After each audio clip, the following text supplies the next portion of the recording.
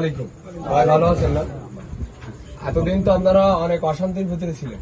এই স্বৈরাচার সরকার যেভাবে মানুষের উপর জুলুম, খুন, লুটপাট, হামলা কিভাবে নির্যাতন করেছে আপনারাই ভালো জানেন। কারণ এখানে সরকার শুধু সরকার বিরোধী দলকে নির্যাতন যেমন করেছে তার দলীয় লোককেও নির্যাতন করেছে। সাধারণ মানুষ যারা রাজনীতি করছে তারা বাদেই সুবিধাভোক্ত ছাড়া প্রত্যেকটা মানুষ নির্যাতনের শিকার হয়েছে। আর আমরা কোনো এইরকম দুষ্কারিতা চাই না, যারা সরকার আওয়ামী লীগ সরকার যেভাবে মানুষের উপরে নির্যাতন করেছে, খুন করেছে, গুম করেছে, অত্যাচার করেছে, আমরা ওরকম ধরনের কোনো কিছু চাই না। আপনারা কি কেউ চান?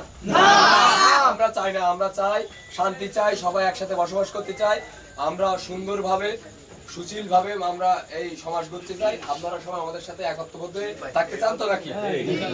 ইনশাল্লাহ আমরা এই কথা বলে বেশি কথা বলবো না। বেশি কথা বললে কথা শেষ হবে না। আজকে সারাদিন কথা বললেও, সারা রাত কথা বললেও শেষ হবে না। এই বলে আমি আমার সংক্ষিপ্ত বক্তব্য শেষ করছি। বাংলাদেশ জিন্দাবাদ, জাতীয় জিন্দাবাদ।